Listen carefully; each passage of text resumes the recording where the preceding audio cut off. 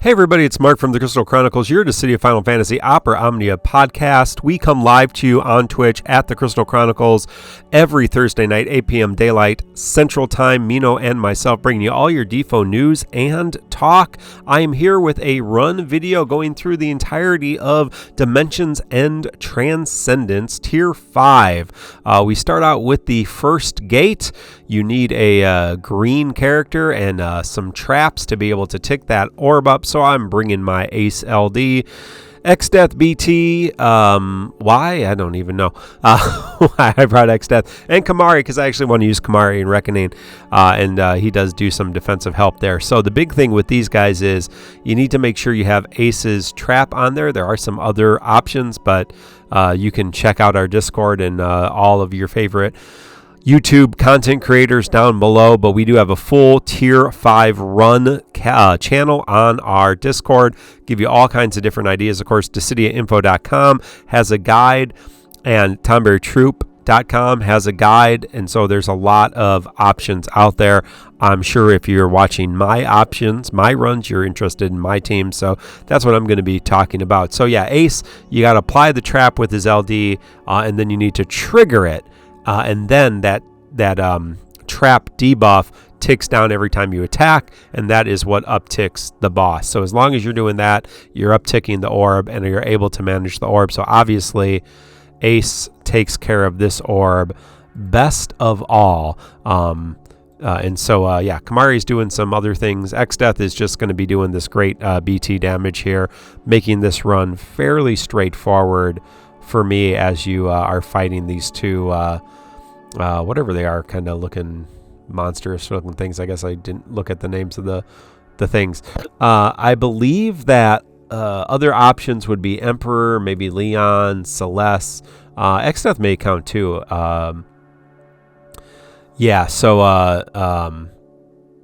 Xdeath, maybe Vivi works with this for some reason, and Porum, I think I've heard, also works for this. There's some ways around that. But, obviously Ace makes this really, really simple, straightforward. There's not a lot of support on this team, but again, there's a lot of off-turn damage, and we're going to just, I don't even know why I brought Fujin enchant. Why am I enchanting Xdeath? Hey, why not? So, everybody I'm using on this is either recent, besides Xdeath, and likely not getting a BT plus soon. So I don't think Xdeath has his BT plus yet. Maybe he does. I don't think he does. So characters that likely won't come back. I'm not going to be using Reigns, Aphmau, and Bartz BT plus on this. I'm just going to be focusing on that. So they do get into these different modes, I think, but with this team, I'm really not experiencing the release mode and repair mode. I think they might get some shields and get a little bit more power, but again, with Ace's traps and everything else, you're pretty much ignoring that. Plenty of other runs that I've seen without Ace here, but obviously he's making a big difference. Yeah, I'm just trying to look and see here if I can see some non-Ace runs for your information. Our good friend Eamon did Core, Squall, and Fujin on that. So there's an option. Celeste, Leon, Yuna, that's our TCC intern did that. Very, very helpful. I think Black Nero did, you'll see his runs, but he used Celeste and Porum to trigger that, and Furion as well. So a lot of different options to get that orb ticking down and dealing with the different mechanics. Oh, I remember why. They are ranged resist. They resist range and melee. So I brought Fujin to enchant Kimahri. Because Kimahri doesn't do any damage at all, and so that's why that's why I got Fujin calls to give Kimahri just a chance of doing something else.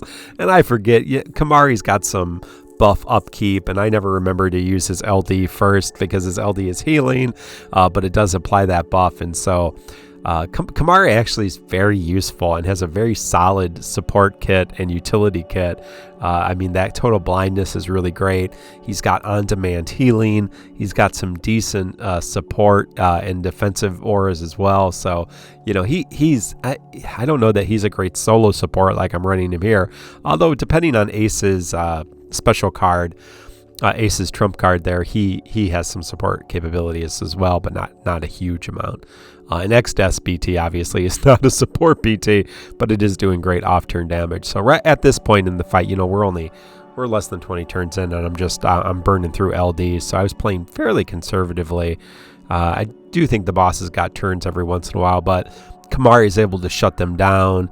Ace's traps are able to trigger. X-Death's effects are able to trigger. So you can see, Kimahri. I think because I have all the frame debuffs up right now, so there was too many frame debuffs, so I lost Fujin's Imperil that she gives, so Kimahri's not hitting weakness damage at this point. But it's okay. It obviously doesn't matter a whole heck of a lot. So we'll go on here in a second to the other end of it. Do take a moment if you're actually listening to this. Like, sub, ring the bell for notifications. Appreciate all of your support. I've never really uploaded my runs before. Just doesn't really interest me. So if it's something that you like and want me to continue to do and just see how I play, then feel free. And I'll keep sharing that. It doesn't really take much for me to upload these and talk over it. So I'm on the other side with my triple BT team. Mino was giving me a hard time for using four BTs on this, and you know, if I get Ace it would be 5, but I didn't have his BT at the time that I did this, obviously. But here's my thinking behind this. Everybody I'm using except X-Death came out around this tier. So Y'shtola is already got her BT plus. Call of Darkness is going to get her BT plus next month. Zidaane's got his BT plus. Kimahri is for this. Ace is for this. They're designed for these fights, or they're on banner for these fights. So everybody but X-Death is really designed for this tier. And I'm not planning to green Y'shtola or Cloud of Darkness. I think they're both solid green options. I think they're both good green options. I don't think you'd go wrong with greening either one of them. I am not greening them. I decided to green Zidane and Bartz this month, and I'm going to hang out and probably not green for a while because there's going to be a time, there's going to be a whole bunch of characters I want to green down the line, like Cloud and Squall and Sephiroth, and Vincent just got his BT, and you better believe I'm greening Vincent, because not only does Vincent come back with his LD, he comes back with Cerberus, my favorite weapon in Final Fantasy.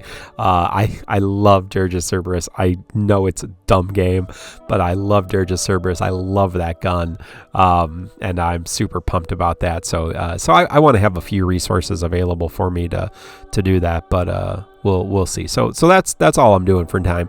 So they're just going to sit on this tier, and I'm not using Sid Rain's Aphmau or Bartz on this tier, so I can use them on the next tier. So for this, I should mention the orb is, you have to do wind elemental damage, wind weakness damage, but they're not normally weak to wind, and they are immune to Imperil.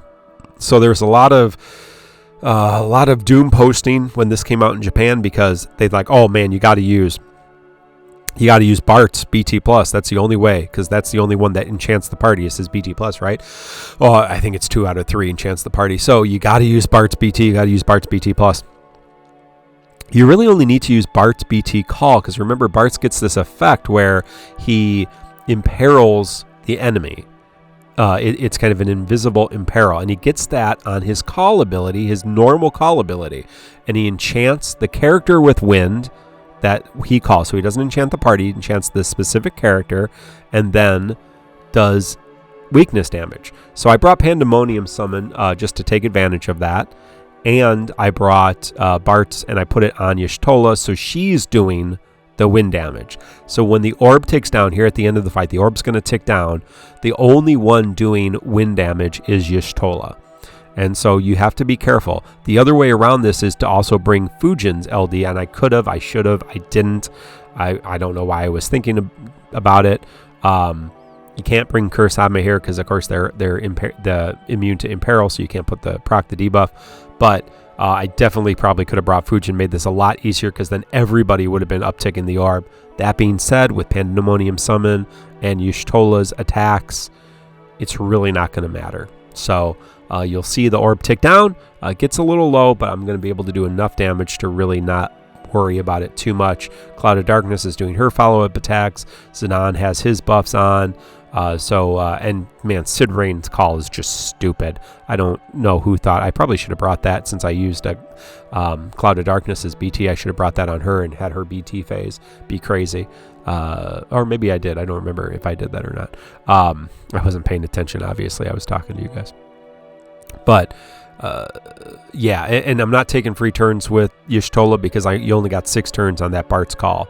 So, oh no, I did use Sid Rain's on. Definitely Sid Rain's on your BT character. Whoever's going into that BT phase, it's crazy. Not to mention, it's just, it can do 1 million damage just for his regular call. It can just do 1 million damage. So that's always nice. And you see, less than 20 turns. Wasn't in danger of doing anything with the orbs. I think it's at an 8 count. So Y'shtola was able to manage it just by herself. So you can play careful, be fine. That's not going to be an issue. A lot of different options. You can bring Bartz. If you really just want to not worry about this, just bring Bartz BT Plus in your party. It's not going to be a thing. Reigns, Aphmau, Bartz BT Plus here on the next on Reckoning. That's the easy route. No problem. Although I feel like my run was not too difficult. So I brought Zidane BT Plus, Ace, and Kamari. Ace does not have his BT. So the big thing with this mummy in the middle, he's not going to act. I don't think he gets a turn. So no turn for the boss, that boss. The other mummies are going to get to act. And so they do some debuffs, so that can be annoying. Kamari does total blindness, so they're not doing really any damage. There's also between Zidane and Ace and Kamari and all the other debuffs, they're not doing any damage. Their hits, even when they explode, very, very limited. They finally proc Odin towards the end of the fight. That's why I brought Odin, because I thought I was taking more HP damage. The big mechanic in this one, besides the orb, which ticks up if the boss has less than 10,000, I think, Brave. The boss has these thresholds. I think it's 79% of his health, 49% and 29. He will basically send the ads at you and they will explode. And if they are above 50% of health, I believe it will KO you. So they need to, at least this is my understanding of the fight, and that's how I ran it. They need to be at under 50%. The ads, the A and C mummy, the little mummies, they need to be at less than 50% of their health when the boss reaches 80 or 79% of his health. And then again, he'll resummon them. And then when he gets to 49%, they need to be under 50%. And then again, when he gets to 29%, they need to be under 50%. And then at the end, it doesn't matter. You don't have to kill them. You just focus on the boss. So you'll see I'm deleting the turns of the boss. The boss is nowhere to be seen. The main mummy B. I'm trying to deal enough splash damage with Ace. Ace is really good at splash damage. Zidane is great with 3 targets because he's doing tons of damage to the middle. He's less good, especially with the Brave gain reduction. I think there's 80 reductions on this fight, or maybe there's 80 or 90 reductions on this fight. There's a lot of reductions on this fight. So definitely Brave gain reductions, especially since, again, right now, Kamari is my primary support. Now with Zidane with his BT plus effect and Ace with his trump card getting a little bit more support, but not a ton of support. So my Brave gains are not good. And so free energy, which is the good splash damage attack, is really not doing anything. I think at this point I do use Grand Lethal, because I'm not worried about him falling under 79%. But you'll see once I get under 50 or 79% for the main boss, the little mummies, he like throws them at you. And they explode, but they're not doing much. Lake Fire is the attack, I guess. and then you resummon them, and then you kind of go all at it. So you see the orb is not an issue as long as you're breaking it down. Obviously, Ace is really doing some good management. If you got a green Ace, you're bringing him here, and he's dominating this. If you want to use your green Y'shtola here, she's going to be great on this tier. I mean, I think that's ideally, they want you probably to use green Ace on one side and green Bartz on the other side, and that would be the easiest. Then you can bring them both to the final tier. But you can. I really want to keep my Bartz for tier 6, so I didn't use Bartz at this point, and you don't need them for this tier at all, as you'll see. So at this point, there's going to be some times when I'm really going to try to manage the mobs, the ads a little bit, A and C, to make sure that they're down.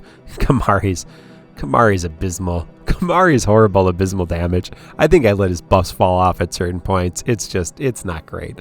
But again, he has helped managing the damage income from the ads, and so Kamari's not useless here. He's doing something.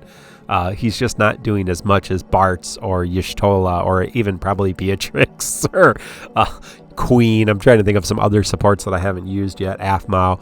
I wouldn't use Aphmau with Ace and Zidane. That would be terrible.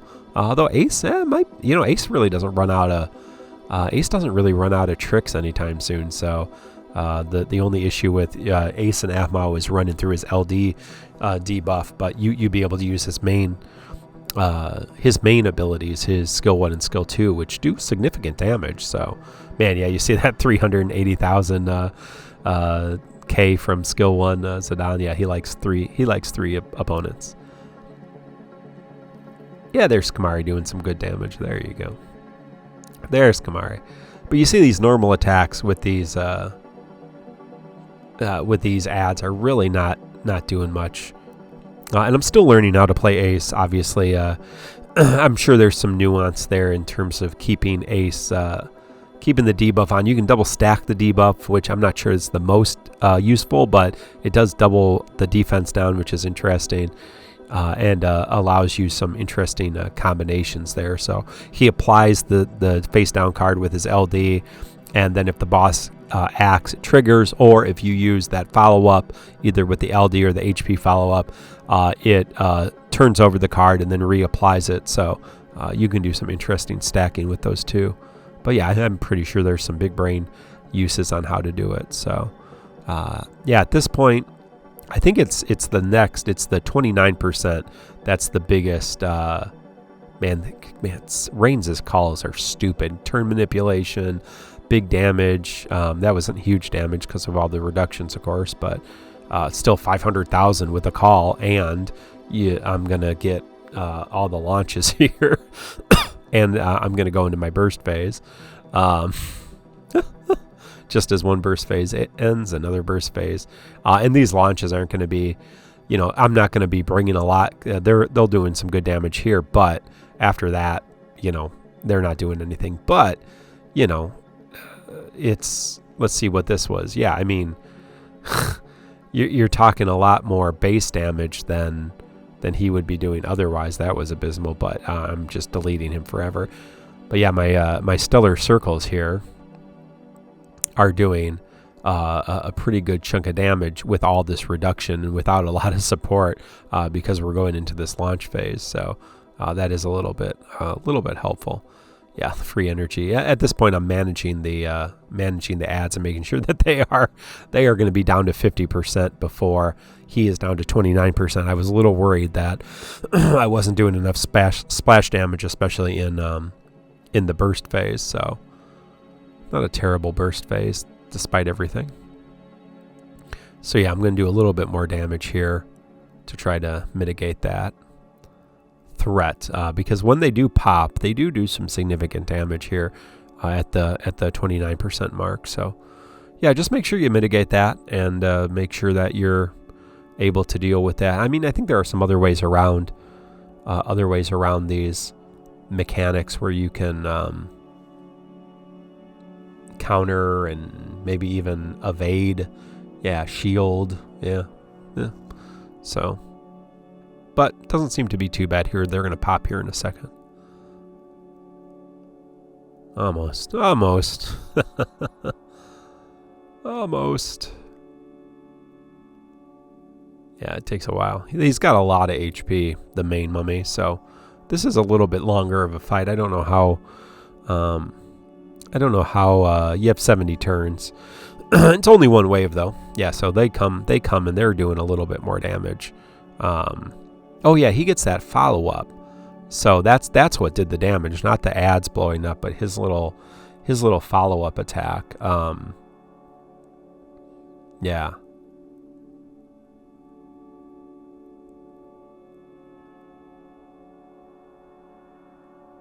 Yeah, I'm not really sure what triggered that follow-up attack. I haven't played the fight enough to look into that. We'll figure that out by the show. But that's what did the most damage. Obviously, I had plenty of ways to heal from that. So, but yeah, make sure that you don't trigger those follow-up attacks, when you have a call ability coming in, so they murder your call and you don't get the HP requirement, or make sure you have some healing or healing calls that you can deal with healing, so you make that HP requirement. Obviously, for me, it's not going to be an issue because Kimahri has that burst healing. So everybody's healed up for the rest of the fight, I believe, at this point. There's no jumping turns at this point either. So, and even if he's blinded and there's traps on the poor guy, he's pretty much dead in the water. But it does take some turns, I believe, before we are able to truly finish him off to get that last 15%. It may even take like 10 turns. We'll see. But he almost had a turn there. Almost had a turn.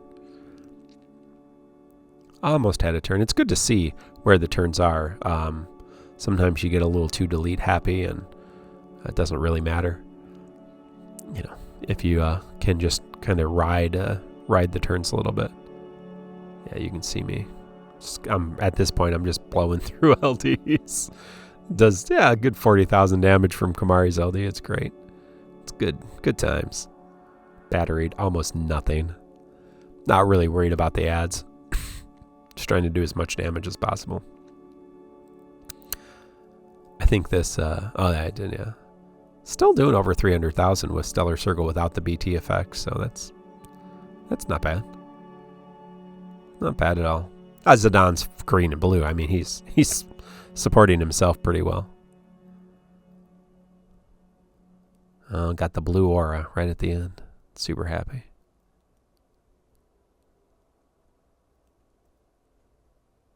There you go. Someday he'll be dead. Hey, well, let me know what you did. That's my team's.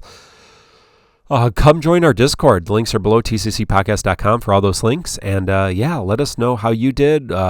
Share your screenshots, share your videos, so we can all help each other. I thought this was pretty straightforward, but I also had a green Zidane. You may have a green Y'shtola and a green Ace, and probably the same way. If you're trying to go no greens, no BTs, it's going to be a little harder, but certainly not impossible. We've already seen plenty of runs without it. So please take a moment, like, sub, ring the bell for notifications. Listen to the podcast Thursday night, 8 p.m. Central Daylight Time. We'll go through all these fights in detail, all these characters, and talk a lot more. Just have a lot of fun like we always do with Mino and myself at the Crystal Chronicles on Twitch. Until then, friends, good luck. Get that resources. Get those BTs. Get those BT Plus ingots and nuggets and everything else, and we'll see you all around.